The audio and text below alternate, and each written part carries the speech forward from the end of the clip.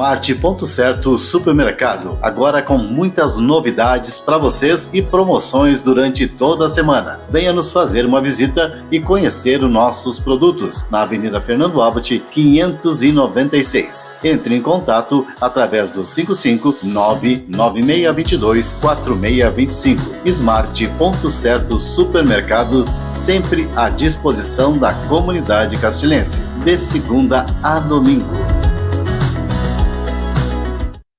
Centro Automotivo G4, oficina mecânica, aqui se faz a diferença. Nosso endereço é Júlio de Castilhos, BR 158, número 307. Entre em contato conosco através do telefone 3271-8874. São profissionais capacitados para cuidar bem do seu veículo. Centro Automotivo G4, segurança para toda a família. Bem móveis e imóveis você consegue através da Universitária Corretora de Seguros. São 20 anos de experiência no mercado segurador. Entre em contato com o corretor Vinícius Freite através do telefone 99998-7798. Somos a sua melhor opção de corretora de seguros. Universitária Corretora de Seguros. Lembrou de lanche, lembrou de pizza? Vem Lancheria e Pizzaria Chapa Quente na cabeça. Os melhores lanches de Júlio de Castilhos você encontra na Lancheria e Pizzaria Chapa Quente. Você pode fazer a sua encomenda através do telefone 99944-8668 ou então levar a sua família e amigos para saborearem na Rua Barão do Rio Branco 315. Lancheria e Pizzaria Chapa Quente. O melhor lanche para você e para sua família. Horário de atendimento de segunda a sábado, das 17h30 às 23 horas. Lancheria e Pizzaria Chapa Quente. Onde se tem sonho, produtividade, respeito com a natureza e resultados, lá estamos nós. Da riqueza e equilíbrio gerado no campo, ao bem-estar e trabalho para as pessoas. Onde se cultivam valores e se promove o crescimento com ganhos compartilhados. Cotrijuc, há 73 anos presente na vida e no desenvolvimento da nossa comunidade. Você é empresário e ainda faz a gestão da sua empresa com planilhas e cadernos ou utiliza sistemas complexos demais? Chegou a hora de conhecer o Toranos ERP. Um sistema de gestão online completo que dá acesso fácil, integrado e otimizado aos dados da sua empresa. Basta acessar o Torano ERP pelo navegador e registrar as informações importantes do seu negócio como controle de estoque e de caixa, gestão financeira e tributária, emissão de nota fiscal e cupom fiscal, além de relatórios, gráficos e muito mais. Otimize a sua empresa e transforme-se em um gestor melhor. Aproveite o teste grátis e comece hoje mesmo a utilizar todos os benefícios do Toranos ERP. Máxima economia. Não precisa de instalação e suporte incrível.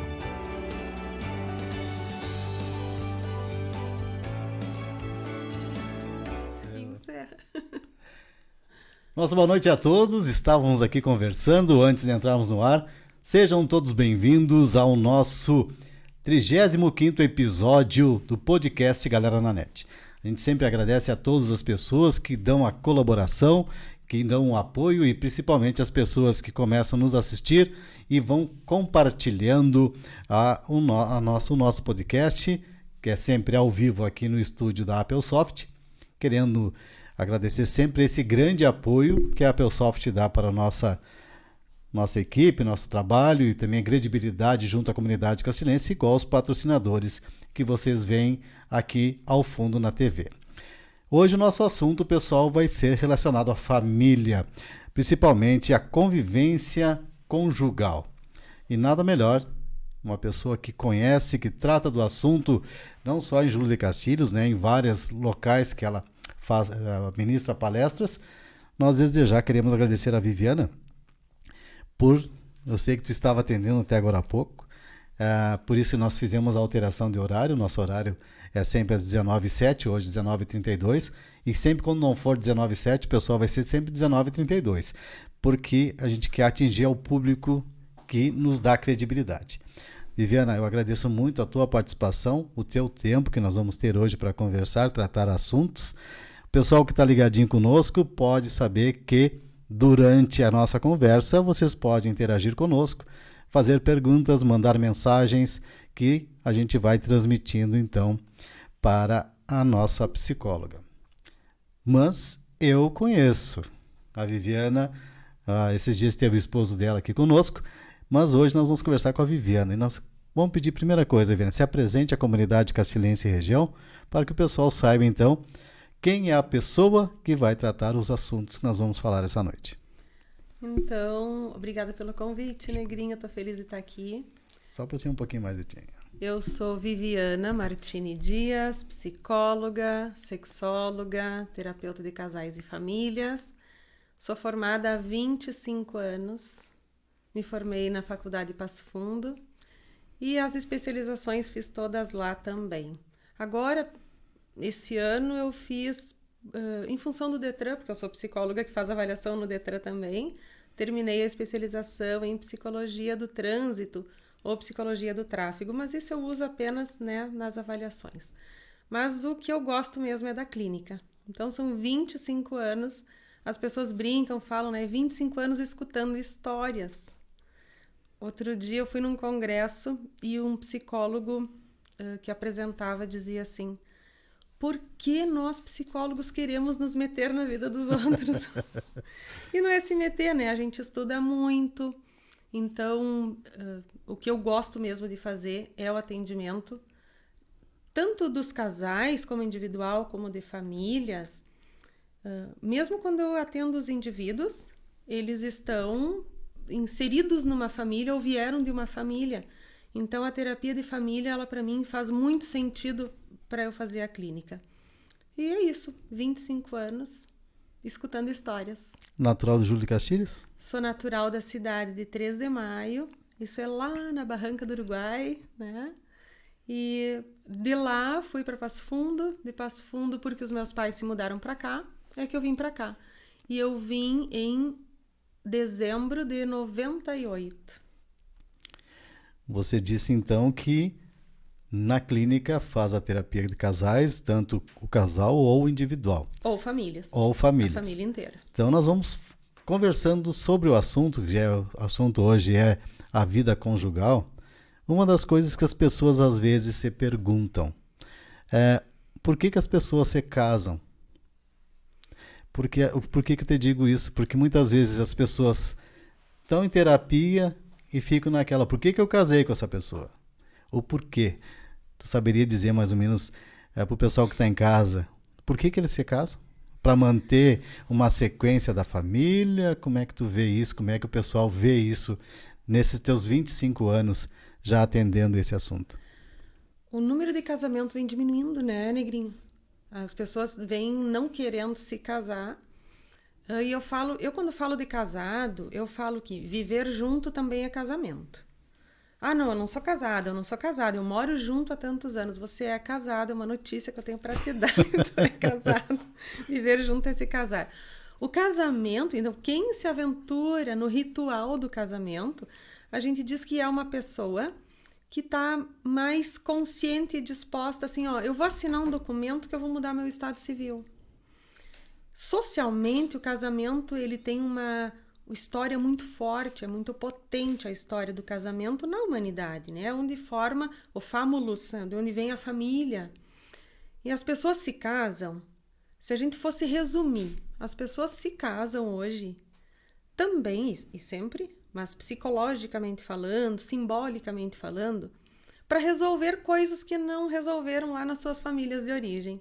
Então as pessoas acabam se casando para tentar consertar coisas. E sim, devem se casar gostando, devem se casar se importando, mas o casamento é uma forma de a gente se conectar com uma pessoa que não é nosso parente, que é um estranho, que nós conhecemos e temos afinidade, vamos gostando.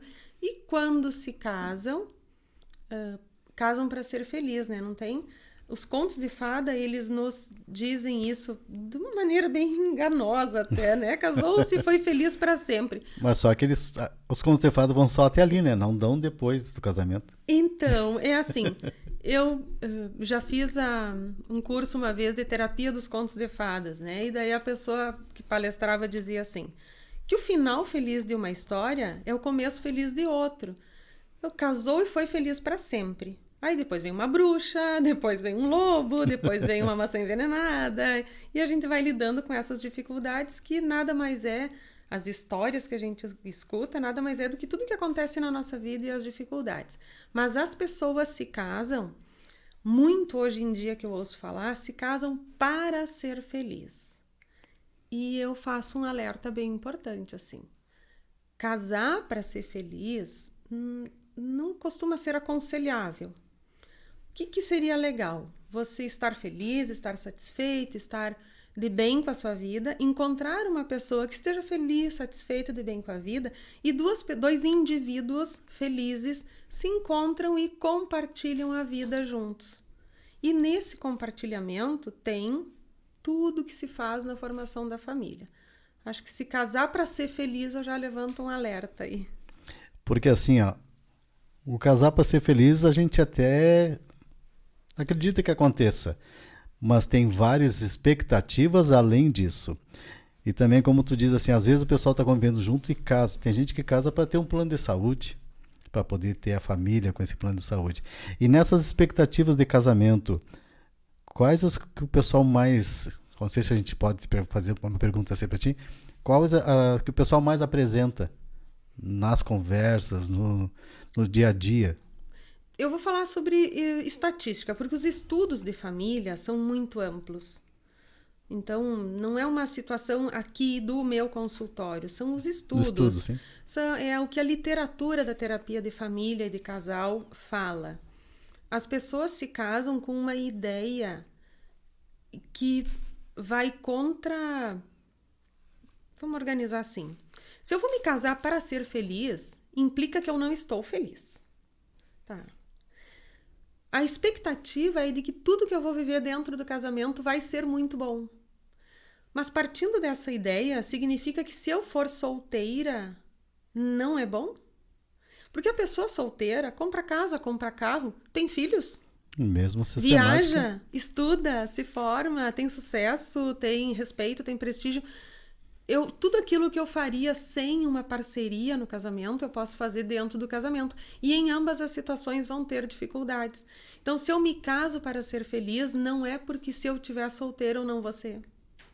Obviamente que quando nós nos casamos, e se o casamento tem dois indivíduos bem organizados, mentalmente organizados, as chances de resolverem as dificuldades da vida são maiores. Por outro lado, se esses indivíduos são solteiros, mas bem organizados mentalmente, também vão organizar suas vidas. A questão é, se eu me caso para isso, como se me casando eu tivesse uma garantia de felicidade para sempre, isso costuma trazer mais problemas do que felicidade. É o objetivo, né? Que cria uma fantasia totalmente irreal, né? Por isso, fantasia. E a pessoa se frustra. E não realizando essa fantasia de felicidade, culpa o outro.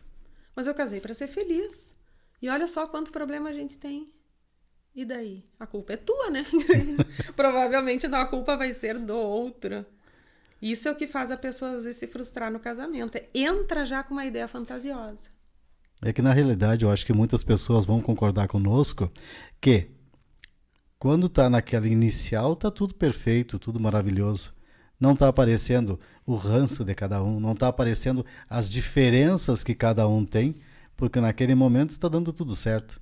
Então, a gente pode até tentar falar assim, ó, como lidar com essa diferença individual do casal que não aparece nesse relacionamento inicial. Porque assim, a gente sabe que é complicado. Hoje em dia, muita gente prefere, em vez de casar, vamos morar junto um período. A gente conhece vários amigos. Test drive, né? Vamos fazer um test drive, ver se vai dar certo. E aí vêm as diferenças individuais. E já começa também, como tu disse, não dá certo num ponto e no outro.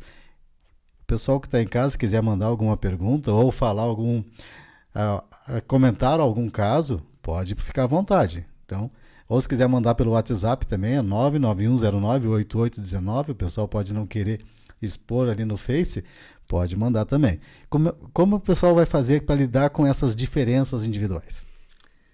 No namoro já começa, né? Então, E eu sempre digo, a gente é esperto, a gente namora já numa fase mais adulta da vida, ou se casa numa fase, se espera, né? Sim. Bom é se casar numa fase mais adulta da vida. Sempre há evidências, a gente é que não quer ver. A paixão cega, o amor às vezes cega a pessoa. Então lá no namoro já inicia isso. O casal começa o namoro e o outro vai dando indícios de um comportamento X. E depois que se casa, aquele comportamento não vai mudar. Não vai mudar assim, magicamente, a menos que alguém sinalize, a menos que se dê conta. Então, no namoro, tem uma fase que é uma fase que dura em torno de, pelas estatísticas, entre 6 e 18 meses, uma fase muito boa, tipo uma lua de mel, assim, no namoro.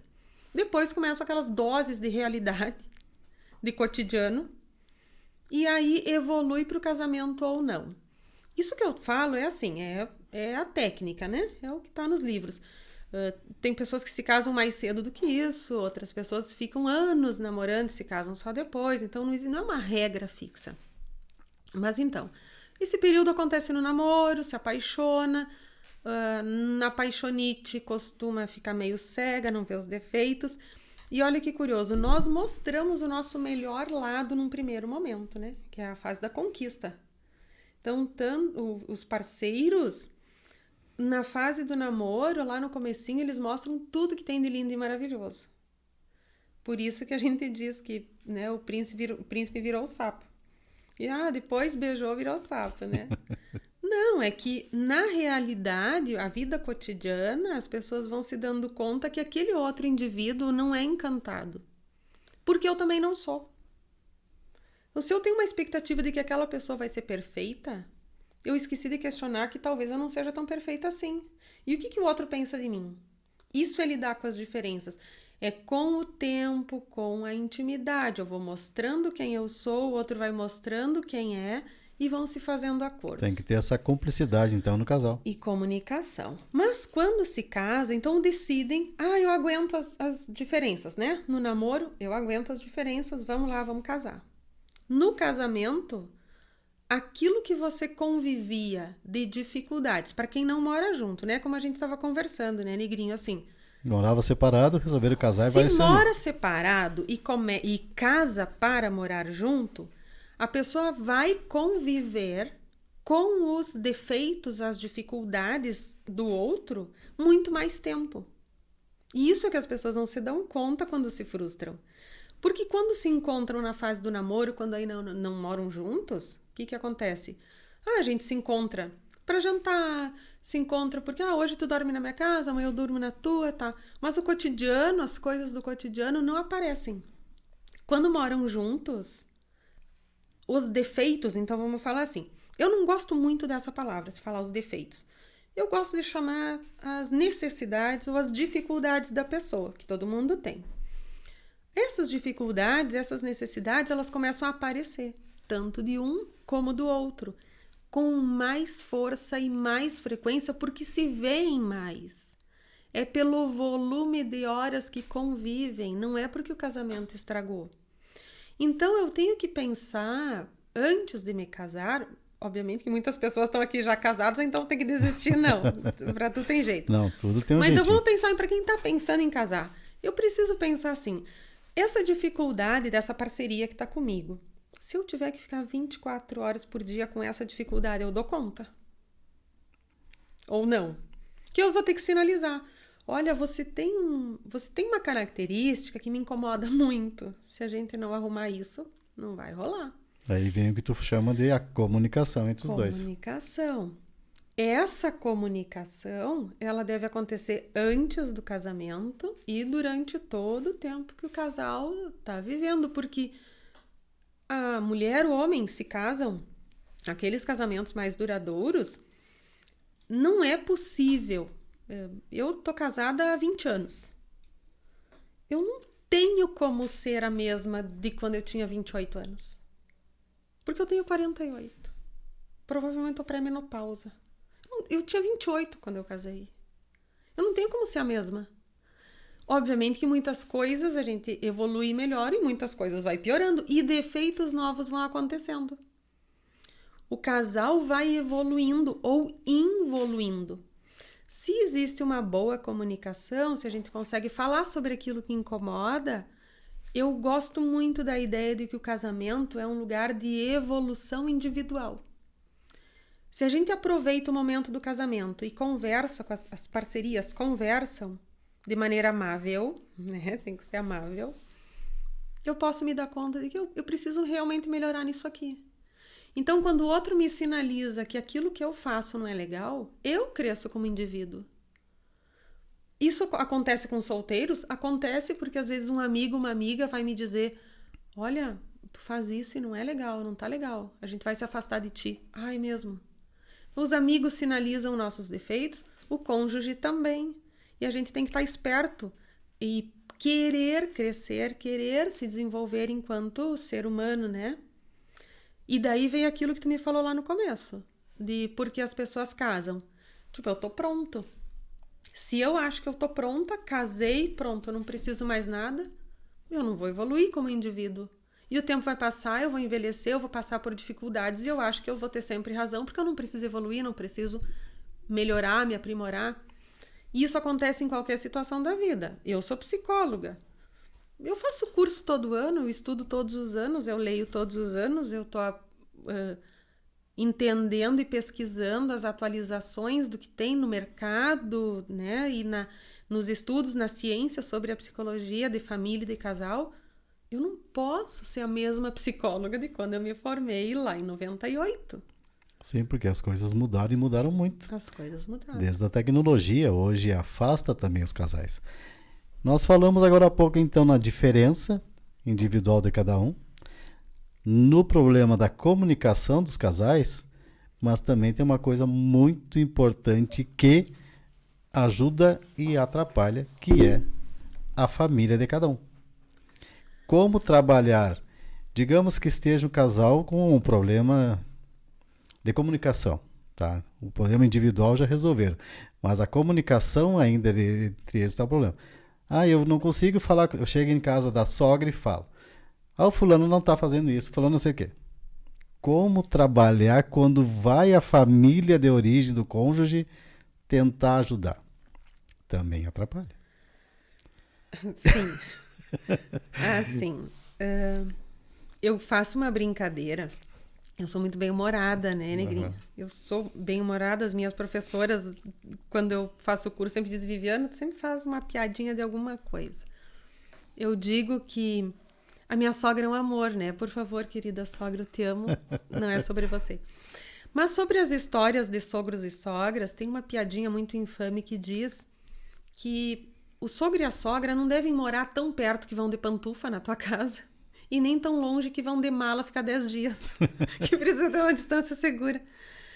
Isso significa que a família de origem não é uma questão de morar, endereço geográfico. A família de origem, ela não deve estar muito dentro do casal, que fique dando pitaco e corrigindo, e nem muito afastada, que dá uma sensação de desamparo.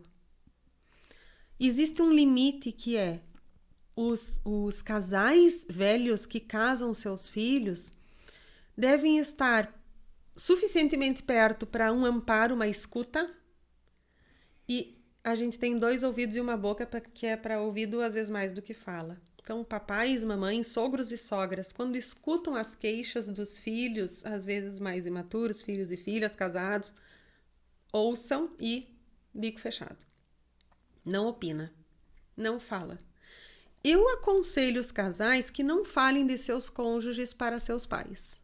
Costumo aconselhar. Não se queixa do seu cônjuge para o seu pai e para sua mãe.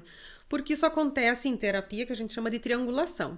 Eu tenho um problema com o meu marido, eu vou reclamar lá com meu pai ou com a minha mãe. Eu despejo tudo lá, demonizo o meu marido para o meu pai e para minha mãe. Quando ele chega em casa, eu tô ótima, porque eu despejei tudo lá. E o outro ficou o BO que eu tenho com ele eu não vou resolver nunca. Porque eu tô sempre despejando no lugar errado. Eu queria fazer um parênteses sobre a comunicação, que é assim: gentil. Um dos grandes problemas dos casais na comunicação é a forma, nem tanto o conteúdo. Às vezes o casal não sabe o que quer falar, não pensou antes de falar e ele explode numa emoção raivosa. Não comunicou nada. Uma coisa bem comum, né? O pessoal que está assistindo vai lembrar que isso deve acontecer em Júpiter. Aqui não. Eu não aguento mais. Essa frase é... Eu não aguento. O que significa eu não aguento mais? Porque isso é uma emoção raivosa que tu despejou em cima de uma pessoa que não comunicou nada. O que tá ouvindo diz assim, não aguenta o quê, meu Deus? O que eu fiz dessa vez? O que eu fiz? Então, antes de eu despejar uma coisa assim, eu tenho que pensar, o que eu não aguento? Eu que tenho que saber. O que eu quero comunicar para o outro? E se eu consigo comunicar isso para o meu cônjuge, eu não vou falar lá para o meu pai, para minha mãe e reclamar dele. Eu vou resolver com ele. Olha, isso aqui que você faz me magoa demais. Por favor, não faça mais. E o outro, como vai responder? Eu ouvi. Porque a comunicação implica em duas pessoas. Na comunicação completa, um fala, o outro tem que escutar. O que é comum, às vezes, um que está no treino de comunicação fala, olha, isso aqui que aconteceu conosco, isso aqui que a gente viveu é muito difícil para mim e eu tô muito triste, eu não quero que tu faça mais. E a outra pessoa, em vez de dizer, eu tô ouvindo você, eu entendo você, mas é que... Então, o eu não aguento mais é uma coisa muito comum de ouvir, e o mas é que... Tentar explicar um comportamento inadequado que teve. Se olha e diz, olha, realmente eu fiz errado, o que eu posso fazer para reparar? É assim que a gente responde a alguém que se queixa. É assim que a gente se comunica em outros lugares. Por que dentro da família eu sempre pergunto, parceiros e parceiras de vida? Eu às vezes faço uma tarefa com casais, negrinho, que é assim... Comece a tratar seu marido, comece a tratar sua esposa como você trata o caixa do supermercado. Como um estranho? Sim, porque com os estranhos você é mais gentil. Com o estranho você tem medo do que o outro vai pensar de ti. E às vezes o teu marido e a tua mulher, tu não tem medo. Tu sai falando coisas, ofendendo, magoando, depois tem que voltar e resgatar, buscar palavras. Só que quem escuta não esquece.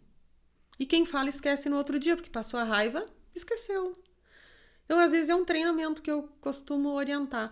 Comece a se tratar como vocês tratam, assim, o seu professor, o seu advogado. Comece a tratar como um estranho, que é para medir as palavras, que é para ter medo do que o outro pensa de ti. Medo? Como assim medo? Porque a gente costuma dizer, né? Ai, não faz isso, o que os outros vão pensar? Mas quando a gente está na família, quantas pessoas pensam assim, eu não vou gritar. O que o meu marido vai pensar de mim se eu gritar? O que a minha esposa vai pensar de mim se eu der um soco na mesa? O que os meus filhos vão pensar de mim se eu sair batendo a porta e sair de casa fazendo correria? Por que a gente não pensa o que as pessoas da nossa família estão pensando sobre o nosso comportamento? Mas é que em casa a gente se sente à vontade, mas então se recolhe. Porque esse se sentir à vontade, às vezes está magoando as pessoas que a gente mais ama. Então isso é uma autoanálise bem importante.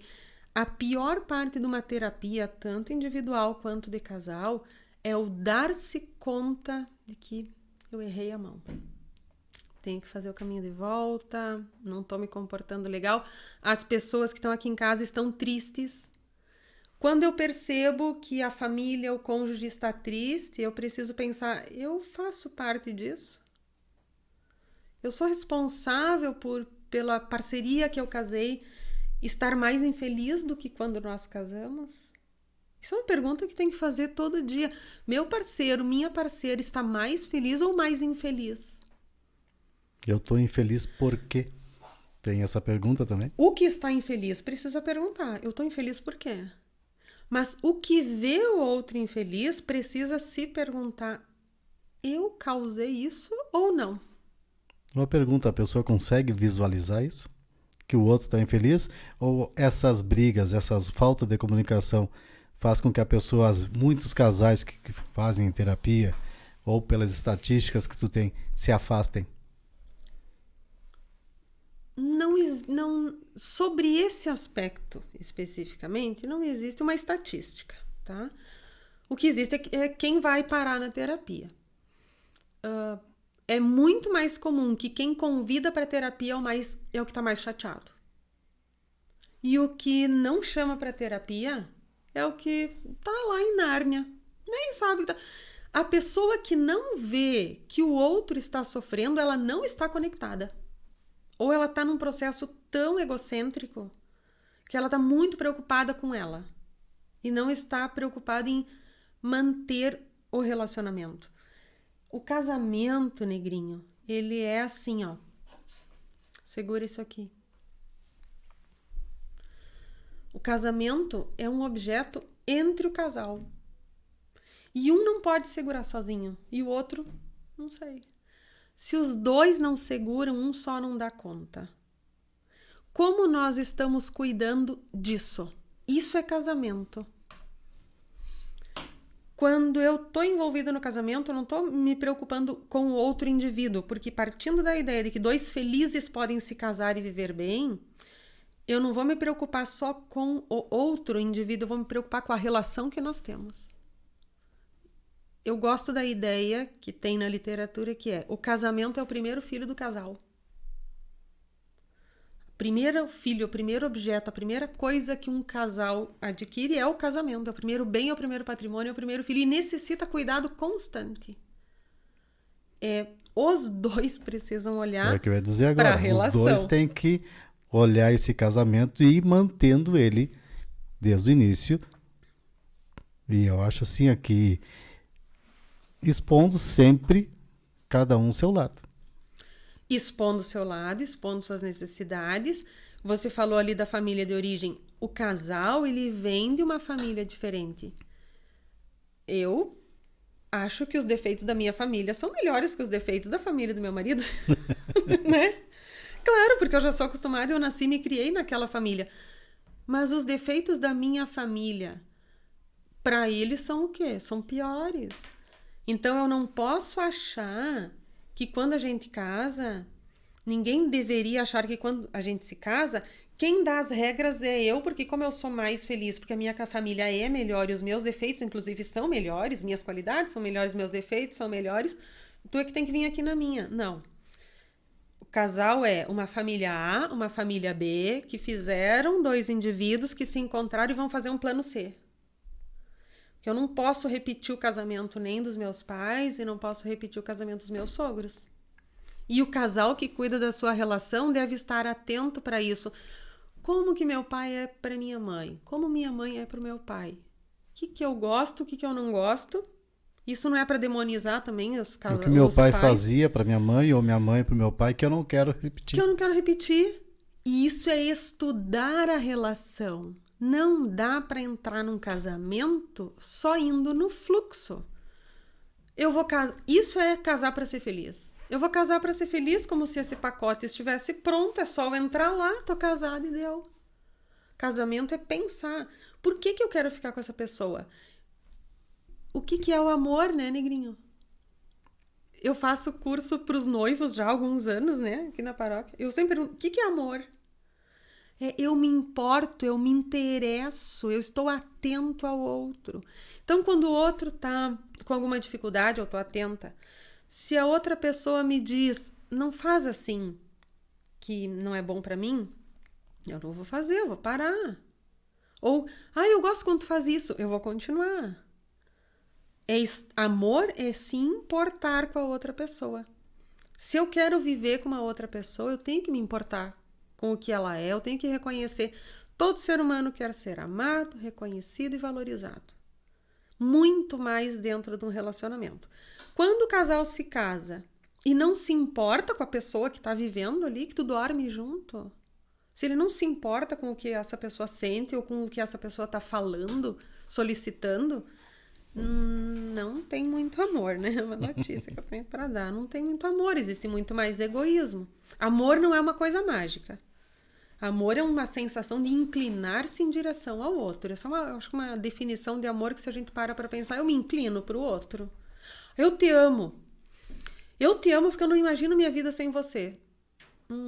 Mas eu não te aguento. Isso é posse? Isso é amor ou é posse? Porque eu te amo eu me importo contigo. Uhum. Agora, eu te amo, não saia do meu lado, fique preso aqui, não é amor, isso é posse, é minha propriedade.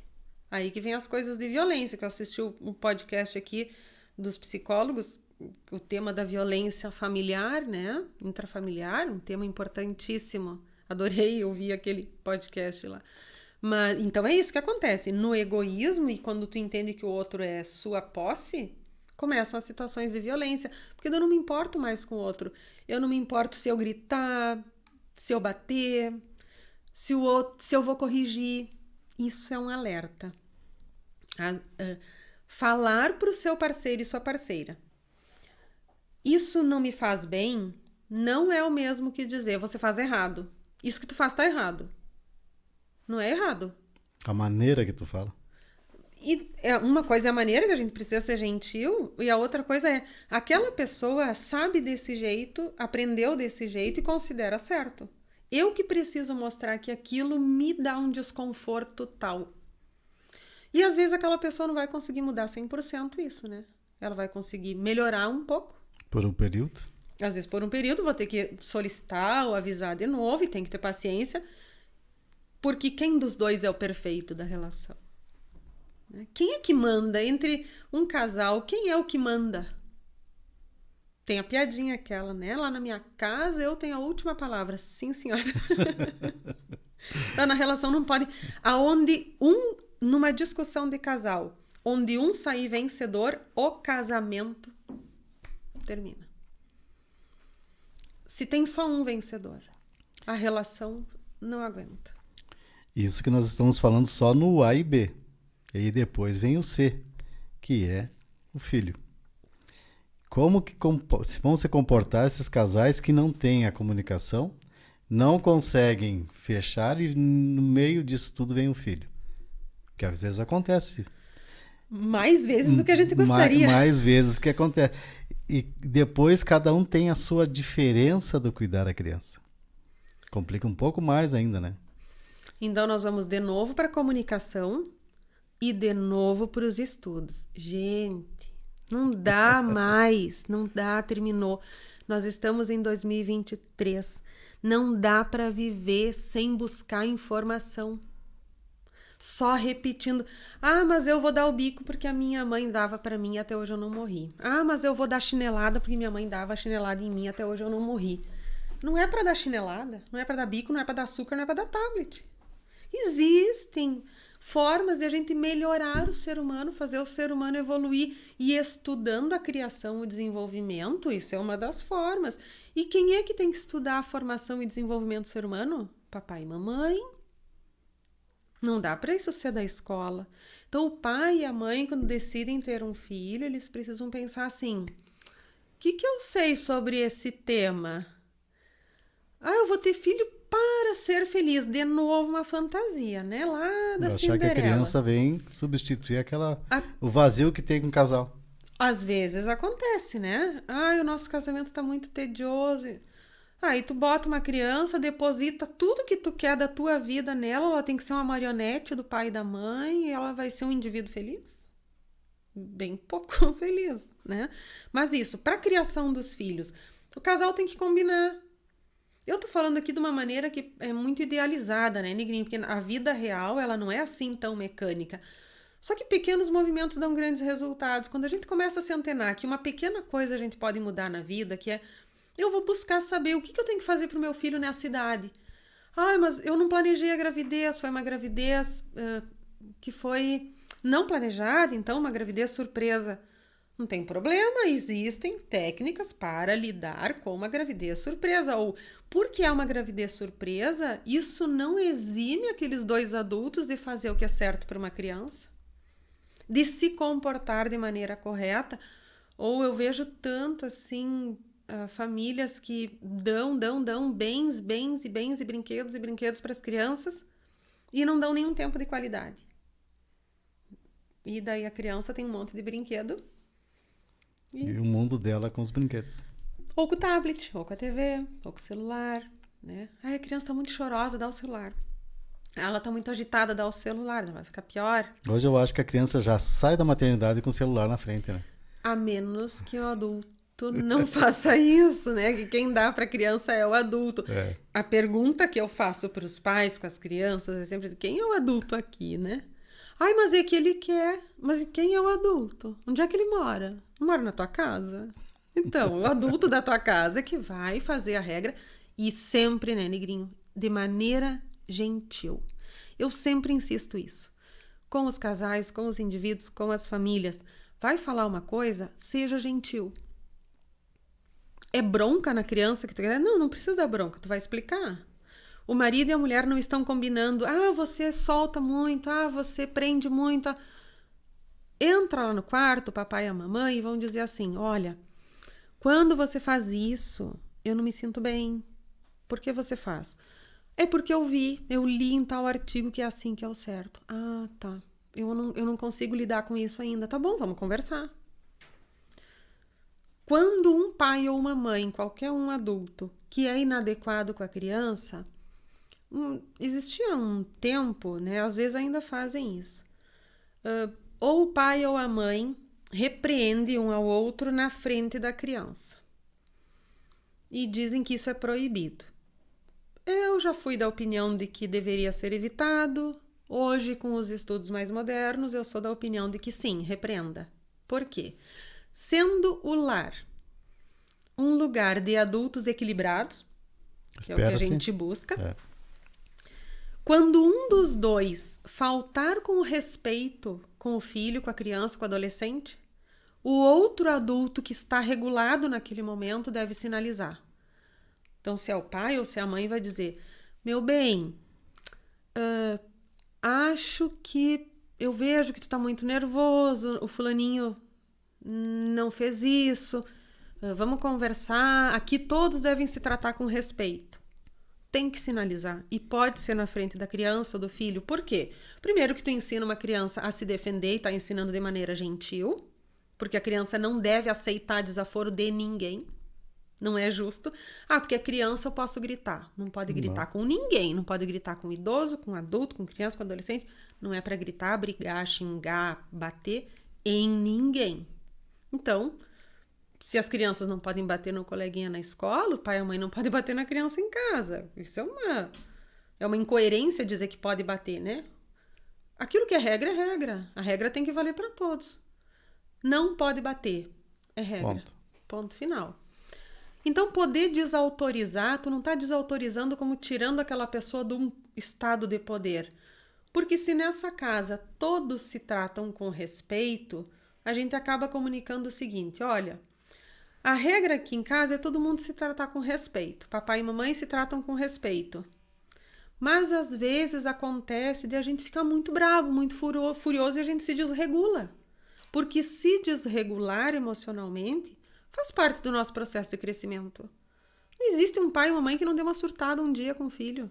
Não tem um casal que nunca deu uma surtada entre si. Só que quando isso acontece, tu volta atrás e se comunica de maneira melhor. Olha, eu tava muito braba, eu tava muito triste, eu tava muito nervosa, eu tava com muito medo, eu fiquei muito assustada, por isso eu gritei, mas eu quero dizer que me senti assim. Eu quero dizer que aquilo que tu me falou me fez sentir isso. Eu quero te dizer que eu peço desculpa se eu te magoei, não foi essa a minha intenção, é que eu tava muito nervosa. Dá para comunicar. É que pra gente poder comunicar, a gente tem que conhecer os nossos sentimentos. Por isso que os adultos devem buscar essa autorregulação, né? Para formar um casal bem equilibrado, uma família bem equilibrada e ensinar essa regulação para os filhos também. Porque no momento que tu altera, a criança vai ver quem puxa e ela vai tentar fazer a mesma alteração depois, com os próprios pais. Porque as crianças imitam. Elas imitam, é o exemplo, querendo ou não. É como tu disse, se tu fizer o regramento entre os dois, com a comunicação e também com bastante educação, ou como tu falou, chegar com jeito, com certeza a criança vai se educar dessa maneira. Mas além de todo esse problema que o pessoal vê, e que a gente vê por aí também, veio o filho, os dois estavam com problema, mas tem mais um detalhezinho que entra na vida de todo casal, de todas as pessoas, que é o casal falar sobre dinheiro, os ajustes de trabalho e também a parte de lazer. E a vida vai complicando cada vez mais. A vida conjugal vai se complicando cada vez mais. Por quê? A gente vê, pessoal, muitos casais que não se preparam ou então não se conhecem nessa parte financeira também. Conhece do trabalho, trabalha em tal lugar, fim de semana. Sempre dá-se um jeito, como o pessoal diz. Mas e depois? O dividir essa parte também. Sim, nós precisamos conhecer o nosso modo de lidar com o dinheiro, né? O dinheiro é um tema sensível nos casamentos. É um tema muito sensível. Alguns casais, quando se casam, o dinheiro casa também. Que é aquele casal que bota o saldo dos dois num lugar só. E daí eles pagam as despesas e dividem o que sobrou, né? Ou os investimentos, enfim. Então, é um formato. Só que antes de casar, o casal precisa saber como é que um e o outro lida com o dinheiro. Porque às vezes no casal tem um que é super gastão e o outro que é super apegado, super munheca, né? Eu tenho que saber como é que é o meu parceiro e o meu parceiro tem que saber como é que eu sou. Para poder falar sobre dinheiro. Pra mim, dinheiro não é problema. Dinheiro... enquanto eu tenho, eu gasto e o outro, não, eu tenho que guardar. Fica contando moedinha, qualquer desconto de 5 centavos, né? Às vezes troca uma coisa por causa de 5 centavos. Tem que conhecer como é o outro. Porque o dinheiro costuma ser motivo de acusar. Se o teu jeito de lidar com o dinheiro não é igual ao meu, eu vou acusar você de uma coisa muito ruim. Isso é o que deve ser evitado. O dinheiro, ele chega... O casal costuma... A gente sabe que os casados conseguem crescer mais rápido financeiramente. Isso já existe pesquisas de economistas, né? Porque a renda de dois, então, para comprar bens imóveis entre dois, a gente multiplica. Tem um livro chamado Casais Inteligentes Enriquecem Rápido. Esqueci o nome do livro, infelizmente eu não me lembro o autor. E fala bastante sobre a educação financeira do casal. É bem interessante se o pessoal quiser procurar. Assim como o divórcio empobrece. Sim. Às vezes a pessoa pensa, eu vou me separar para resolver todos os problemas. Não, você vai ter os problemas do divórcio, trocou os problemas do casamento pelos problemas. Vai ter problemas ainda, não é que termina os problemas, né? Mas a questão do dinheiro costuma ser uma ferida entre os dois, porque nós aprendemos a lidar com o dinheiro lá com os nossos pais e com a nossa família de origem. E às vezes a família tem um histórico ou de empobrecimento, ou de não lidar, fazer dívidas, não conseguir se organizar ou ter compulsões. O casal tem que conversar como eu sou. Se o casal decide que nós não lidamos da mesma maneira, você cuida do teu dinheiro, eu cuido do meu, isso pode ser um acordo. O que é o combinado não custa caro. Não tem uma regra que tem que ser assim. Tem que ganhar junto, tem que ganhar a mesma coisa. Não. Pode ser cada um cuidando do seu. Tem que ser honesto. Tem que ser ético. E aquele casal onde só um trabalha e ganha dinheiro? Tá, o casal se casa sabendo que é assim, né? Não dá pra te jogar na cara do outro. Isso é uma novidade? Tu casou comigo, já era assim? Mas eu achei que tu ia trabalhar. Mas não me falou que tu achou. Ou era isso que tu esperava? Essas comunicações, elas precisam acontecer. Um ganha muito mais do que o outro. Tem como dividir as despesas igual? Não. Tem que fazer um combinado. Eu que ganho muito mais, vou ir para Capadócia andar de balão. Você que ganha muito menos, fica em casa e não tira férias. Mas daí não casa, já né? Não tá certo. Então, tudo que é comunicado acaba saindo mais em conta para o casal. Muitos casais, além desse problema, Viviana, a gente nota que as brigas constantes, por mais que se tente evitar, tente dizer para o outro que não é assim, as brigas constantes continuam atrapalhando. Para os casais que estão em casa e que têm esse problema, o que a gente pode tentar ajudar nessas brigas constantes que qualquer coisinha é um pavio. Acende aquele pavio e o outro não fica quieto. Ou o outro tenta se aquietar, mas outro dia vem a resposta. Como fazer com essas brigas constantes? Briga, que eu digo, não a violência, mas é a discussão. O bate-boca, a implicância, uma respostinha. A gente sempre tem aquela piruadinha, às alfinetando, vezes. né? Uhum. Assim, existem várias... pode se chamar sintomas ou várias circunstâncias assim onde o casal briga muito. Às vezes é só um mau hábito. Tudo, implica com tudo. Por que botou essa xícara aqui? Por que não botou isso aqui? Por que o tênis está aqui no meio da sala? Por quê? Às vezes uma pessoa tem uma dificuldade pessoal, uma necessidade de controle de tudo, e aquela pessoa chega em casa e ela começa. Por que isso? Por que aquilo? Por que não apaga a luz? E quem tá em casa fica, ai meu Deus do céu, chegou o chato da família, né? Ou uma coisa assim até mais... um pouco mais agressiva, né? Eu quero ver quem é que vai pagar a luz mês que vem, que essas lâmpadas estão tudo acesas. Meu Deus, esse é jeito de fazer. Será que não existe um jeito melhor de comunicar? Olha, gente, tá sofrido para eu pagar a luz. Por favor, vamos colaborar, né? Insistir. Com crianças pequenas isso é importante, porque a criança, durante muitos anos na educação tradicional, a gente sempre cobrou das crianças um comportamento de adulto. Eu vou falar só uma vez e tu tem que obedecer. Calma, adulto. As crianças precisam que repita 1000 vezes. Isso é normal, é aceitável, né? O adulto é que tem que entender o universo da criança. Mas então tem aqueles adultos que brigam, às vezes, por puro mau hábito. Então, o que eu recomendo é, faz uma autoavaliação. Pensa assim, quando eu chego em casa, quando eu estou em casa, vamos pensar numa metáfora.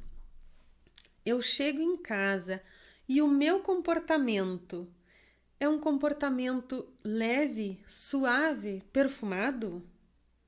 Ou quando eu chego em casa, eu sou espinhento, pedregoso, que exalo um mal-estar? Aquela sombra. Eu é que tenho que fazer a minha autoanálise. Eu que tenho que pensar que tipo de pessoa... Se eu me casasse com alguém igualzinho a mim, eu ia gostar ou eu ia odiar? Essa é uma pergunta muito boa do casal, do indivíduo para o casal se fazer. Se eu tivesse um marido que se comportasse comigo como eu me comporto com o meu marido, eu ia gostar dessa pessoa? Ou eu ia ser muito implicante com ela? Ou será que eu estou implicando demais? Reservadas as devidas proporções, existem situações nas famílias que são de crise, que é normal, são crises normais do desenvolvimento. Às vezes uma crise financeira que assola a família, às vezes doenças familiares que estão acontecendo, filhos doentes, perdas que são naturais, né? Os idosos que vão falecendo, adoecimento, tudo mais. E é natural, então, esperar que aqueles indivíduos que estão no meio dessas situações difíceis tenham alguma alteração de humor. Ainda assim, se eu vejo que a minha parceria está muito estressada por um motivo, eu vou acolher. Olha, eu tô vendo que você não tá nada bem. Tá acontecendo alguma coisa? Tu quer me contar? Conta comigo. Eu vou escutar você. Pode contar comigo. E por um tempo eu vou esperar que aquela fervura baixe. E eu vou entender que aquilo é situacional. Agora, se a pessoa tem um humor assim, aí não. Olha, tá muito difícil conviver com o teu humor. Você passa o dia inteiro reclamando. Isso intoxica a nossa casa. Por favor, procura se regular. E na terapia a gente faz, né? A gente trata porque o ser humano possa ser autorregulador. Só que para eu ser autorregulador eu tenho que reconhecer quais são minhas dificuldades, minhas necessidades. Vamos pensar uma pessoa bem obsessiva.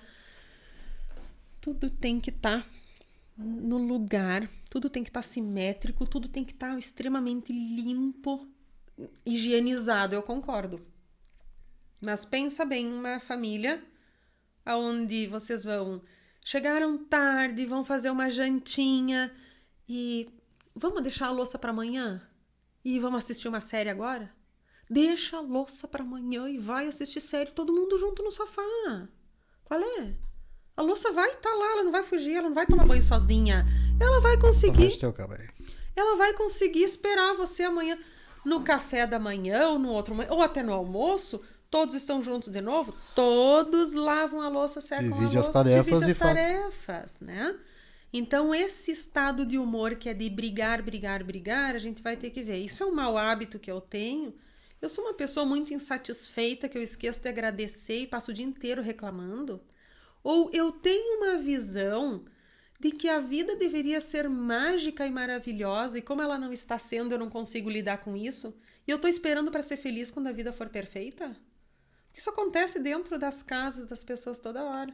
Eu só vou ser feliz quando a casa nunca mais sujar, quando a criança nunca mais chorar, quando todas as contas estiverem pagas, quando eu tiver comprado o iate, o avião, não sei o quê. Vai deixar para ser feliz nesse dia? Sendo que ser feliz junto é um processo, é um caminho, né? A gente vai sendo feliz, vai matando um leão por dia, fica feliz que matou, né? E vai comemorando as vitórias e reclamando menos e fazendo essa autoavaliação. Acho que isso é um bom caminho para aqueles que estão brigando toda hora. Ah, uma balancinha, uma dica para usar.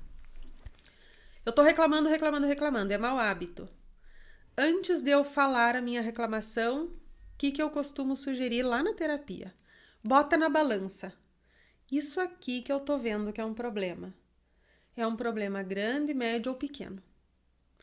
E o estresse que eu tô sentindo sobre essa coisa é proporcional? Eu fiquei com uma raiva enorme que essa xícara tava na sala. Eu tô com uma raiva que eu tô com vontade de tirar no chão e quebrar.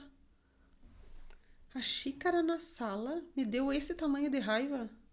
Eu preciso parar pra pensar, alguma coisa não tá bem comigo? A minha raiva tá desproporcional ao evento. E isso é autoavaliação. Sabe quando a gente diz pra criança, tu vai na cadeirinha do pensamento pra pensar no que tu fez? O adulto tem que ir pra sua cadeirinha do pensamento de vez em quando e pensar, será que realmente aquilo que meu marido, a minha mulher falou de que eu tô reclamando demais faz sentido? Será que eu tô infeliz? Eu tô deprimido? Eu tô com um transtorno de humor, um transtorno de ansiedade, que eu tô sempre elétrico, eu tô sempre implicando com tudo, porque eu preciso daqui a pouco terapia, medicação? Porque ninguém tá livre? Todo mundo pode obter ajuda para melhorar esse convívio, né? E quando tu fala em convívio, a gente tem também aquele momento da vida doméstica do casal. Por quê? A gente sabe, todos os homens que estão assistindo e que vão assistir sabem que a mulher faz muito, muito mais do que o homem dentro de casa. Isso não estou aqui para falar mal dos homens, mas é a realidade.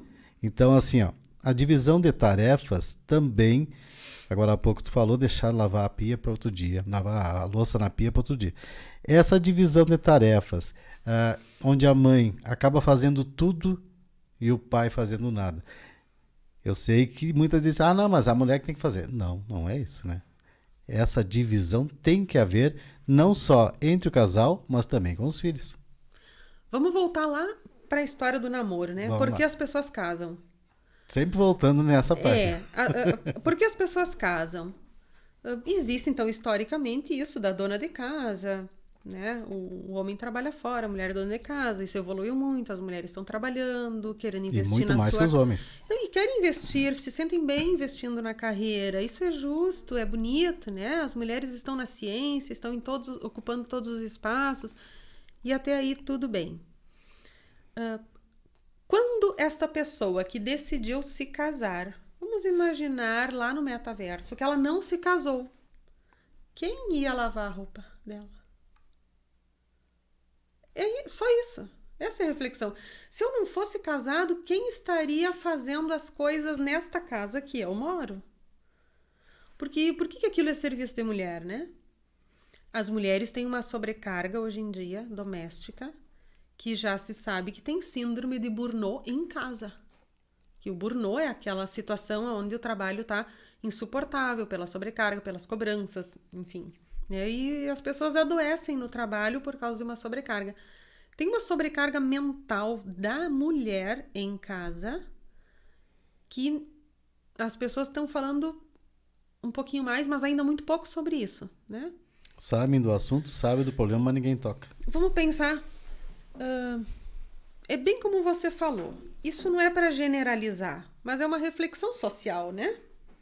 Assim, o pai e a mãe, os dois devem saber quando que tem que vacinar a criança, quando que tem a apresentação da escola ou reunião da escola. Os dois devem saber e discutir se eles vão colocar em débito em conta a água, a luz, o telefone, sei lá o quê. Os dois devem saber se eles precisam contratar uma funcionária para ajudar. Assim como os dois devem saber manusear o ferro de passar. Os dois devem saber se tem que recolher a roupa. Mas eu não sei lavar roupa, não sei botar na máquina. Não, só um pouquinho. A pessoa dirige um carro, mexe no smartphone, faz programa de computador, dirige uma empresa, às vezes milionária, e não sabe ligar a máquina de lavar. Com 2 neurônios na cabeça, dá para fazer isso. Né? Não precisa assim, uma habilidade muito especial. Tanto é que a gente ensina nossos filhos. Está com 12 anos pode ligar a máquina de lavar. Já pode. Então, se um jovenzinho de 12 anos pode fazer isso, um adulto pode. Qualquer adulto pode. Qualquer adulto deve se sentir responsável por todas as atividades domésticas. Esse é o justo. Mas tu não fechou a casa. Não, quem mora na casa fecha a casa. Tu não fez o almoço? Quem mora na casa faz o almoço. As atividades e a ideia de que eu ajudo minha esposa. Ninguém ajuda a esposa. Quer dizer, se tu mora aqui, você ajuda você. Tu lava a calçada para você. Você lava a louça para você. Você recolhe a roupa para você. Ninguém faz o serviço doméstico para a esposa, porque isso comunica que o serviço seria dela e ela tem um ajudante. Não. Até as mamães prestem atenção quando vão pedir para as crianças: filho, filha, faz tal coisa para a mãe. Não. Faz tal coisa, por favor. Não é para mim. Essa tarefa não é minha. Não sou só eu que tenho que fazer. Não é eu que tenho que ser a responsável. Ou eu ouço muito, isso é bem, bem, bem comum. Os maridos que são bem colaboradores dizem assim: eu nunca me recusei a ajudar. É só ela me pedir que eu faço. E eu pergunto assim: Me precisa? Mas você é um adulto. Se tu morasse sozinho, quem pediria para você? A tua mãe? Então, não é para a esposa ter a responsabilidade de comandar o espaço doméstico e ainda ter que pedir, porque ele é um adulto. Então, os compromissos da vida doméstica são dos 2 adultos que moram em casa. E à medida que os filhos vão ficando adultos, vai ser compromisso deles também. Né? Hoje em dia, a gente fala do ninho vazio, que é os filhos saindo, né? Hoje tem a síndrome do ninho lotado, que os filhos não querem mais sair de casa, né? Vão ficando e traz nora, genro, neto, e vai encharcando o lar. Então, os adultos vão ficar em casa, os pais aceitam que os filhos tragam os adultos para morar ali. Todos que são adultos fazem tudo que é da vida doméstica. Por quê? Porque se morassem sozinhos, iam fazer. Essa é uma regra bem simples e não é difícil de cumprir. Ah, mas eu tenho muito problema lá no meu trabalho, eu não posso estar me preocupando se não tinha cera ou esqueceram de comprar cera para passar no piso. Tá, é que faz parte da vida. Você esquece de tomar banho? Não. Você esquece de escovar os dentes, pentear o cabelo? Não. Esquece de passar o desodorante? Se tu não esquece de passar o desodorante, como é que esquece de comprar? É isso. É só um hábito a ser desenvolvido. E quando a gente começa a normalizar isso, e os mais jovens, eles já estão mais antenados com isso. Eu percebo que está existindo uma evolução bem legal, assim, que os casais jovens também, né, que estão se casando nessa época, assim, de 2010 para cá, também por causa da internet, eles estão mais antenados que a vida no lar é dos adultos de igual compromisso. Então é mais assim o pessoal da minha geração assim que ainda reluta um pouquinho. Na verdade é criação, né? Uma época Acho que não sim. falavam tanto e agora, como tu disse, essa convivência começa mais cedo, começa a vir para casa, dentro da casa dos pais, então muita coisa é cobrada agora, que antes não. Eu vejo assim. Não sei se eu estou errado, Eu acho que sim. porque muita coisa foi mudando aos poucos. Vocês viram então, nós tivemos o porquê casar, como conviver, a comunicação entre o casal, as diferenças que tem trabalho, dinheiro, lazer, mas tem um assunto, pessoal, que nós não podemos deixar de falar, que é a infidelidade. Em dados numéricos, como é que está hoje a infidelidade entre casais num todo? Como é que tu vê isso assim, ó, o que tem aparecido mais para ti? É o problema do conjunto que a gente tratou até agora? Ou a infidelidade está batendo junto, está empatando quase? Ou ainda não dá para ter uma informação quanto a isso? Não vou falar sobre a minha prática, obviamente, né? Não, estou falando de dados gerais. Mas, de um modo geral, os problemas, nas dificuldades de casais e daquilo que a gente estuda em congresso e tudo mais, a queixa é muito parecida. Tanto dos ajustes de personalidades e comportamento, quanto de infidelidade. A infidelidade é um dos desajustes, na verdade. Não existe assim, as pessoas... Ou o desajuste leva à infidelidade? Eu acho que sim, é mais ou menos por aí, né? Mas não existe assim, ó, a busca por terapia de casal ser mais por infidelidade ou mais por outras coisas. Não, que a infidelidade é um desajuste a mais que existe para o casal lidar, né? E é uma ferida muito dolorosa, né? Isso é importante as pessoas saberem. A infidelidade, ela tem muitas... A literatura fala... A infidelidade tem muitas nuances, né? Tem aquele indivíduo, homem ou mulher, tanto faz, que ele é infiel por natureza. Ele não consegue... É como uma pessoa que tem que se distribuir, né? É uma pessoa, assim, que se apaixona 3 vezes por dia e aí acha que tá amando o tempo todo. Isso não é exatamente... Não é uma pessoa que seria monogâmica. Então, hoje se fala isso. Se você é uma pessoa que se nota não monogâmica, não casa. Ou procura um relacionamento com uma pessoa que toca um relacionamento aberto. Que daí já não é fidelidade, é um contrato. Que os dois ficam sabendo. A pessoa tem que se conhecer para isso. Cedo, né? Começa, eu não sou monogâmico. Fiquem todos sabendo, pronto. Aquela pessoa se declara, eu não sou monogâmico. Se quer ficar comigo, é não monogâmico, é relacionamento aberto. Fechou? Fechou? Tá. O que é combinado não custa caro. Se os dois combinaram, tá tudo bem. Agora, um casal monogâmico, que os dois combinaram que seriam fiéis um ao outro, tem aquela infidelidade que eu chamo que é um acidente de percurso. Às vezes por causa de uma fase da vida, de um ou de outro, homem ou mulher, tanto faz, não existe gênero para isso. É assim, deu os 5 minutos, ficou tudo escuro e quando viu, ficou com uma outra pessoa, teve um caso extraconjugal. Um deslize.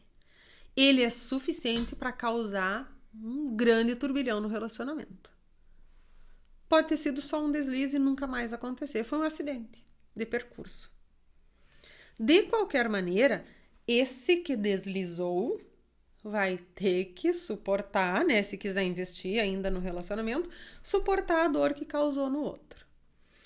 Mas também é muito comum as pessoas entenderem assim: eu não sei como que essa pessoa foi capaz de fazer isso comigo. O infiel não faz isso para o seu cônjuge, ele faz isso para ele. O indivíduo, ele não vai escolher um outro parceiro, uma outra parceira, para atacar o seu cônjuge. Ele está desconectado do casamento que a gente falou. Ele largou. Largou o lado e... Um tá segurando, o outro não tá, e ele saiu. Olha aí, né? E se sentiu atraído e foi infiel.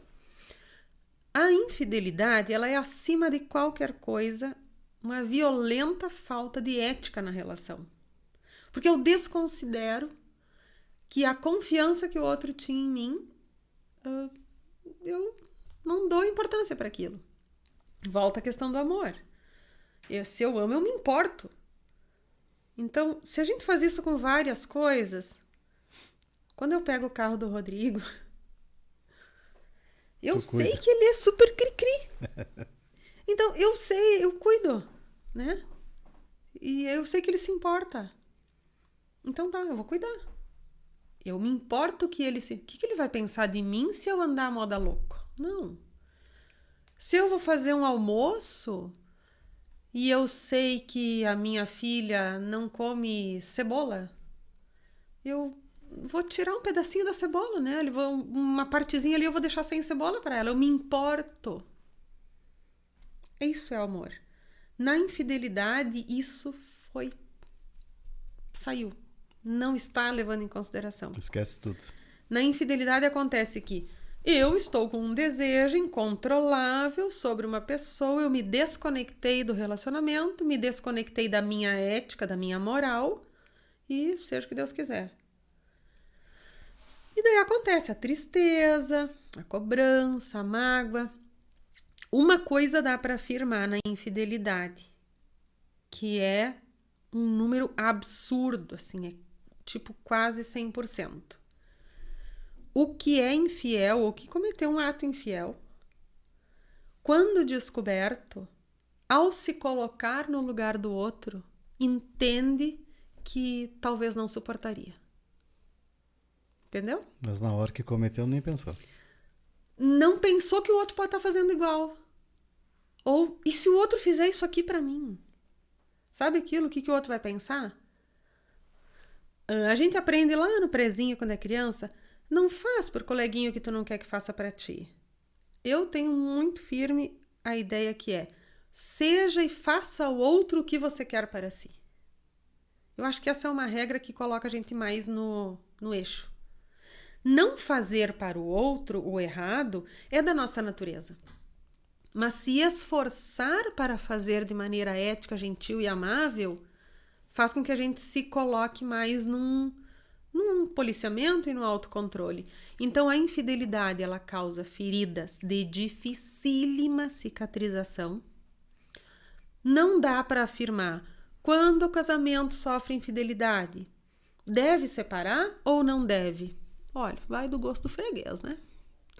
O casal é que tem que entrar num acordo. O que não é recomendável? Que após a infidelidade, caso decidam ficar juntos, que o infiel não cumpra a prisão perpétua. Isso é importante. Porque até pessoas que cometem crime, uma hora a pena termina. E a infidelidade... Então, se eu não suporto a infidelidade, se eu não suporto e eu não consigo passar por cima disso, que é diferente de perdoar, mas se eu não consigo virar a página e viver, ou fazer um esforço para ir reconstruindo de novo a confiança, se eu acho que eu não vou dar conta disso, eu preciso me afastar. E daí, às vezes, termina, né? Até porque a gente pensa assim que o divórcio é o fim do mundo. O divórcio faz parte do casamento. Quem não casa não divorcia. Sim. Só divorcia quem casa. Então, o divórcio é parte do casamento. A gente precisa entender que isso é normalizado. Quando tem muito sofrimento, a gente precisa entender que isso é uma das formas de se resolver. Depois que tentou tudo, se ainda está preservado o amor, sempre vale a pena. Quando o amor desgastou, não. Aí a gente precisa procurar ser feliz de outras maneiras. Deixa eu ver como é que eu vou te falar essa mensagem que eu recebi no WhatsApp aqui. A sexualidade no casamento. Muitas pessoas pensam que casou, vai ser aquele mar de rosas todos os dias. E com o tempo, a sexualidade vai diminuindo. como diz um amigo meu, uma amiga minha aqui, não é? Eu tenho que fazer uma pergunta de um amigo do meu. amigo aqui no WhatsApp. O que o casal deve fazer quando existe esse problema da sexualidade no casamento? Vocês viram que há pouco nós estávamos tratando de infidelidade e agora há pouco uma pessoa me perguntou sobre a sexualidade no casamento que vai diminuindo. O que fazer? Comunicação, eu acho que em primeiro lugar. Né? Comunicação, mas olha só. O ritmo, né? Pelo que eu entendi, essa pessoa está falando sobre frequência e ritmo sexual. É natural, é esperado que indivíduos diferentes tenham ritmos e frequências de desejo diferentes. Antigamente, tá? Década de 50 ali, então, se tinha uma ideia de que casou, tem que cumprir com as obrigações sexuais. Sexualidade não é mais obrigação do matrimônio. Até porque existe estupro marital hoje, né? Estupro dentro do casamento. Aonde uma mulher não quer ter relações e ela é obrigada a ter, isso é violência. Não é. Ninguém é obrigado. Nem casado. Isso pode ser um tema de difícil compreensão, né? Não pode. Obrigado, não pode. Nem casado, nem solteiro, nem divorciado. Sexualidade obrigado, não. É igual bater em criança. É só não. O que eu vou fazer? Vai estudar, faça outro jeito, bater, não. Mas como a diferença de ritmo e de frequência sexual é uma queixa muito grande entre os casais, primeiro que o casal tem que se conhecer. Às vezes, um dos indivíduos que tem um ritmo muito exacerbado, é preciso ponderar sobre a possibilidade de uma compulsão sexual. As pessoas acham que os estudos a respeito da sexualidade humana tratam sobre a parte prazerosa do sexo. Os estudos de sexualidade humana tratam das disfunções sexuais, que são disfunções de ritmo, disfunções de frequência, disfunções do prazer, disfunções do desejo. É um estupro, violência, abuso, tudo, né? A sexualidade trata de toda a parte que é difícil. A parte fácil, ninguém precisa ensinar. A gente já nasce sabendo, né? Até os animaizinhos fazem, então é assim. O que deve ser feito? Se essa pergunta veio, vamos imaginar assim, não, o ritmo sexual no casamento não é o que eu gosto. Eu gostaria que tivesse mais frequência, minha parceria tem menos frequência. Bom, precisa conversar com a sua parceria, em primeiro lugar, preciso mais frequência. E fazer justiça com as próprias mãos, brincar sozinho. Com certeza. Porque se existe um amor e eu não vou querer ser infiel com essa pessoa, beijo na boca a gente não consegue fazer sozinho. Mas o sexo dá pra fazer sozinho, dá pra brincar sozinho. Os adolescentes brincam sozinhos. Isso é aceitável, é normal. Ah, mas no casamento? Sim, no casamento. Agora, se esse ritmo é muito inaceitável e eu não gosto, isso é uma inadequação, é uma dificuldade do casal tão importante quanto lidar com dinheiro. Eu não consigo mais viver com a minha parceria, com o meu cônjuge, se desorganizando com o dinheiro. Eu vou me separar. Eu não consigo mais viver com o meu cônjuge que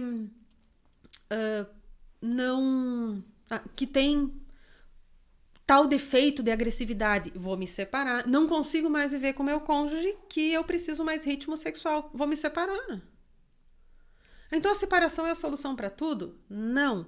O que eu quero dizer é que existem algumas saídas. Quando aquela saída não funciona, eu não posso obrigar aquela pessoa. Eu não posso obrigar o meu cônjuge a lidar melhor com dinheiro. Se ele não consegue evoluir naquele aspecto num tempo razoável, se passou 5 anos, a pessoa não evoluiu nada, não deu indícios, então eu vou ter que pensar, eu quero continuar aqui ou não? Porque onde você não é amado, valorizado, respeitado, não se demore ali. A gente precisa entender que se esse lugar não é um lugar onde há um crescimento individual e conjugal, temos que pensar na possibilidade de romper esse contrato. Então, a sexualidade ela é uma das inadequações. O casal tem que conversar sobre ritmo e frequência E é muito comum um dos dois não ter tanto prazer, né? É o que eu ia te dizer agora. Às vezes o prazer de um Não. não é o mesmo do outro, então tem que haver também uma cumplicidade, uma conversa entre o casal para que um atenda ao outro também, né? Não é só um assim, é para mim é assim, assim, assim. Não, tem que ter são dois, é como tu disse, é um casal, é para isso que é feito. Não é só para satisfazer um lado. Exato. E ainda assim como pode haver numa frequência exacerbada uma disfunção, né, que é uma compulsão, pode haver do lado da outra pessoa que tem uma frequência muito diminuída, não tem ausência de desejo, diminuição do desejo, pode haver uma disfunção sexual aí também. Pode haver dor na relação, pode haver até históricos que levam essa pessoa a não sentir prazer e ter uma sexualidade, então, que não se desenvolveu adequadamente. Esse casal se encontra, a sexualidade é uma característica individual. A gente é que usa a sexualidade em parceria, mas a sexualidade ela é de cada um. É como é como as nossas funções fisiológicas, como fome, como sabor, gosto, né? Uma pessoa apetece comer laranja, outra pessoa odeia, porque aquilo é azedo. Como um gosto. A sexualidade ela é muito individual. Se o casal entra num bom acordo, essa sexualidade pode ser bem legal, bem saudável, se tem muito amor, muito carinho, muita gentileza. Isso também da sexualidade importa, né, negrinho? Porque assim, isso tem meme na internet à vontade para as pessoas procurarem. Um dos dois é uma pessoa extremamente chata, pesada, reclamona, que briga, que xinga, que é grosseria, que faz grosseria. E daí vai pra cama e quer namorar. Mas de que jeito? Que clima. Que clima? Né? Passa o dia inteiro incomodando. Chega birrento, chega brigando. Não vou fazer isso, não é aqui. E na depois, hora. né? Chega no quarto, fecha a porta, quer namoro. Não vai rolar. Então, a sexualidade, ela é uma construção do cotidiano. Não adianta as pessoas forçarem como se isso fosse uma prática obrigatória. Não, ela é uma... Acendeu a luz, tá iluminado. Não. E os solteiros fazem menos sexo que os casados. Isso é dado estatístico. Por quê? Porque o solteiro, ele precisa convencer alguém. E o casado, se não fizer sexo hoje, vai fazer. Essa semana vai fazer. Um dia vai fazer. A sua parceria está ali. A sexualidade no casamento, ela pode ser assim uma coisa mais tranquila. Outra coisa que é um problema enorme nos casais. Às vezes o casal entende a sexualidade com extrema pobreza. Que a sexualidade, ela se resume só a um ato sexual ali rápido, sabe? Só penetração. Não. A sexualidade humana, ela é ampla e muito rica.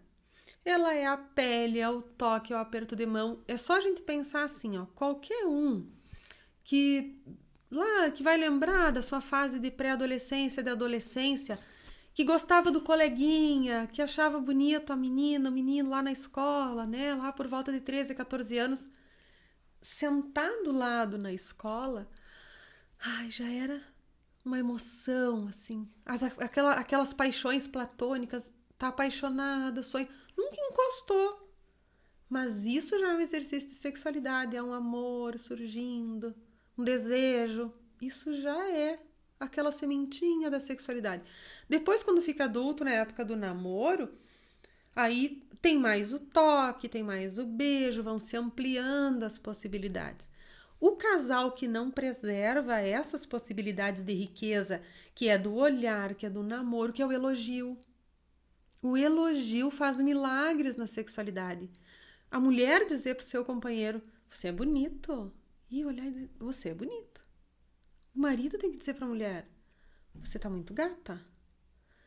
É pegar na mão, é passar a mão no ombro. Não precisa ser um apelo sexual genital.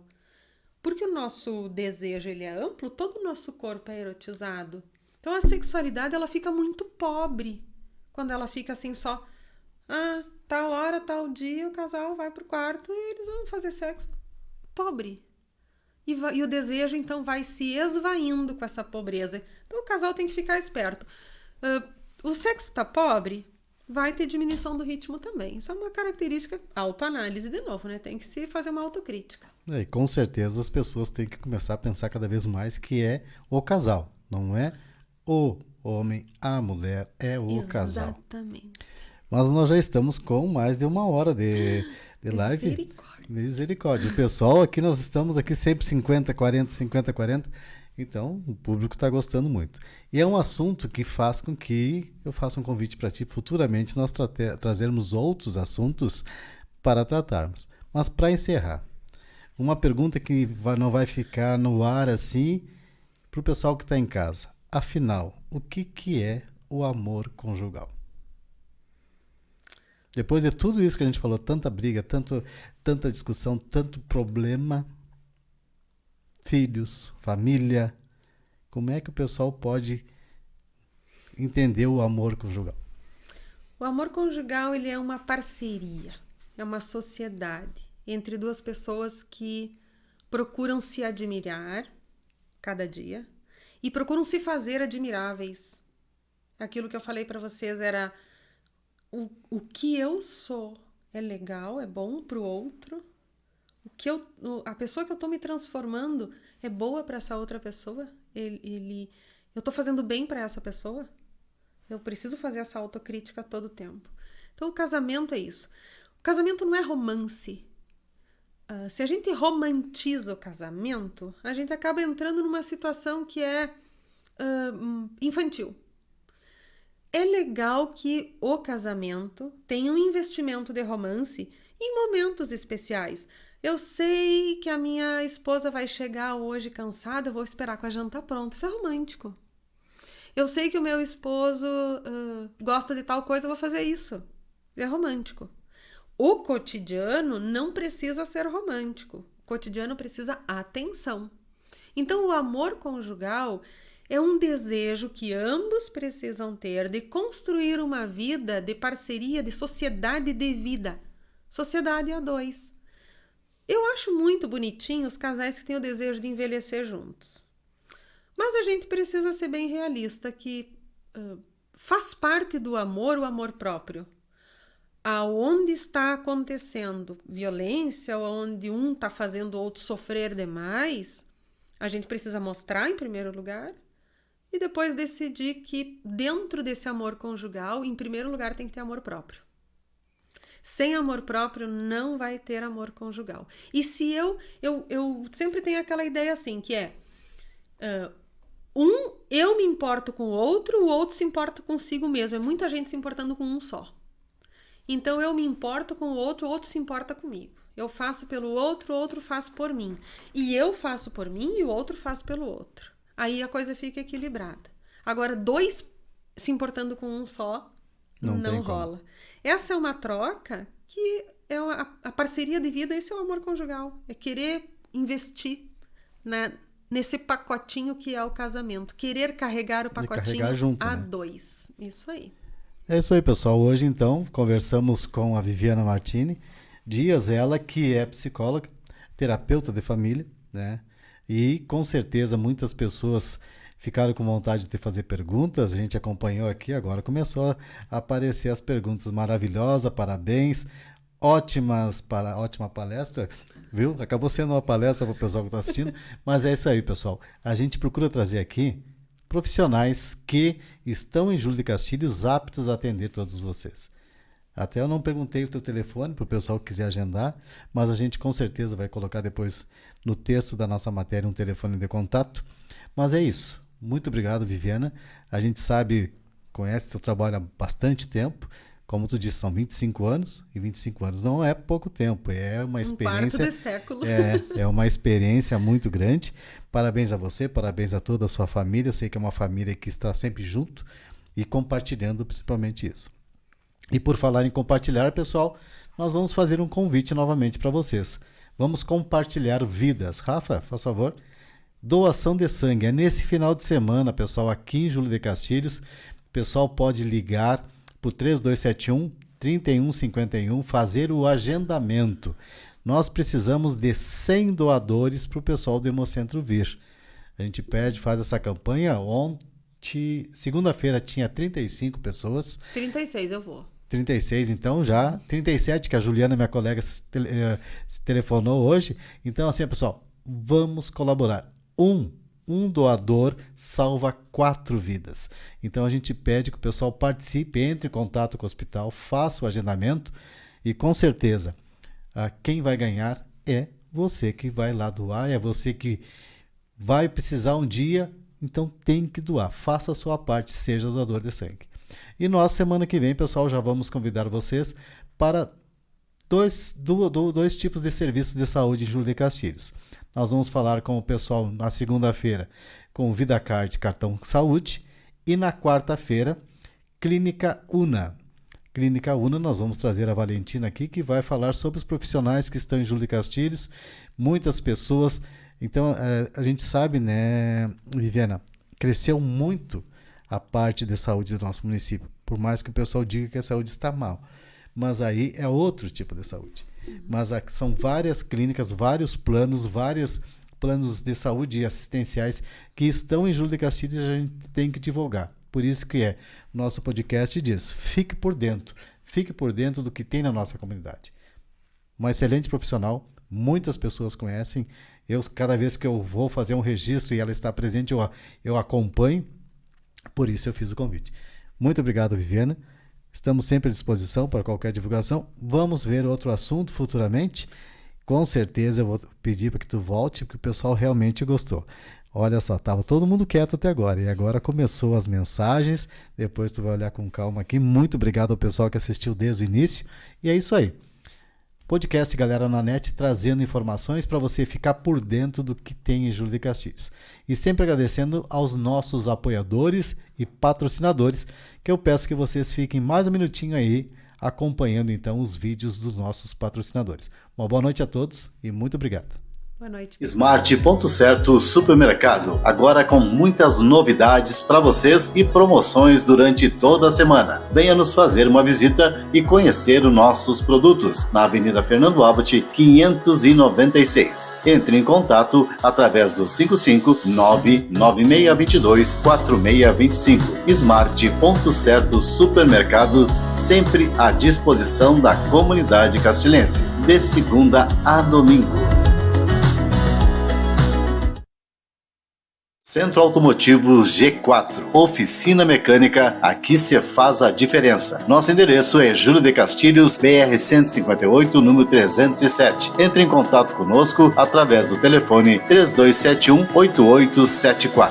São profissionais capacitados para cuidar bem do seu veículo. Centro Automotivo G4. Segurança para toda a família. Bem móveis e imóveis você consegue através da Universitária Corretora de Seguros. São 20 anos de experiência no mercado segurador. Entre em contato com o corretor Vinícius Fruetti através do telefone 99998-7798. Somos a sua melhor opção de corretora de seguros. Universitária Corretora de Seguros. Lembrou de lanche, lembrou de pizza? Vem Lancheria e Pizzaria Chapa Quente na cabeça. Os melhores lanches de Júlio de Castilhos você encontra na Lancheria e Pizzaria Chapa Quente. Você pode fazer a sua encomenda através do telefone 99944-8668 ou então levar a sua família e amigos para saborearem na Rua Barão do Rio Branco 315. Lancheria e Pizzaria Chapa Quente. O melhor lanche para você e para sua família. Horário de atendimento de segunda a sábado, das 17h30 às 23 horas. Lancheria e Pizzaria Chapa Quente. Onde se tem sonho, produtividade, respeito com a natureza e resultados, lá estamos nós. Da riqueza e equilíbrio gerado no campo, ao bem-estar e trabalho para as pessoas.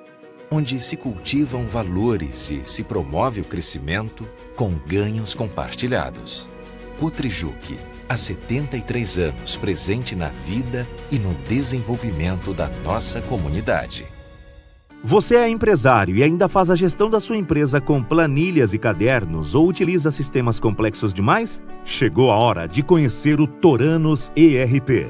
Um sistema de gestão online completo que dá acesso fácil, integrado e otimizado aos dados da sua empresa. Basta acessar o Torano ERP pelo navegador e registrar as informações importantes do seu negócio, como controle de estoque e de caixa, gestão financeira e tributária, emissão de nota fiscal e cupom fiscal, além de relatórios, gráficos e muito mais. Otimize a sua empresa e transforme-se em um gestor melhor. Aproveite o teste grátis e comece hoje mesmo a utilizar todos os benefícios do Toranos ERP. Máxima economia. Não precisa de instalação e suporte incrível.